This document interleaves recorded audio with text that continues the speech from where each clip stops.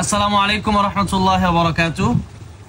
আজকে অনেক দিন পর আমার মায়ের সাথে দেখা করতে আসলাম। আমি অনেক ব্যস্ত থাকি, তো আমিও আসলে মায়ের জন্য কিছু নিয়ে আসি। মাও আবার দেখা গেছে যে আমার জন্য নানান রকমের পিঠা, ডিম, হাবিজাবি অনেক কিছু পাক করে রাখে। এত পিঠা, এই দেখেন কত পিঠা দিছি।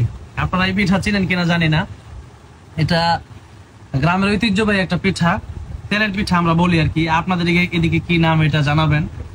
আজকে আমার নানিও আছে এখানে। এটা হচ্ছে গ্রামের মাটির ঘর। আলহামদুলিল্লাহ আজকে খুবই ভালো লাগতেছে। আর অনেক কিছু রান্না করছে আমার মা, তবে চিন্তা করলাম যে আপনাদেরকে একটু দেখাই। আর কি রাঁধছো? আর কি ডিম আনছো নাকি? দেওসাদি ওই যে ডিম দেখছেন, কইছি না ডিম ভাবি যে কত কিছু রান্ধে। এখন ওই যে সেমাই রাঁধছে, এই যে দেখেন ডিম।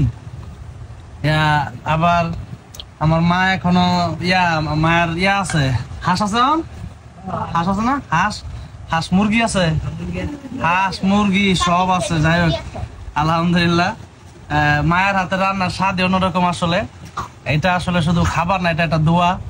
এই জন্য আসলে দোয়াটা নিতে আসলাম। আলহামদুলিল্লাহ আপনারা বেশি বেশি মায়ের কাছে যাওয়ার চেষ্টা করবেন। আরো কত খাবার এই যে সব আনতেছে, দেখেন আমি বলছি না অনেক কিছু। এই দেখেন এটা হলো কি, এটা হলো গুড়া মাছ, এটা হলো দেশি মুরগি না।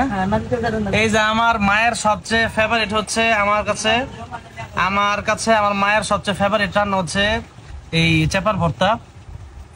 এটা দিলে মোটামুটি সাধারণভাবে আমি যা ভাত খেতে পারি।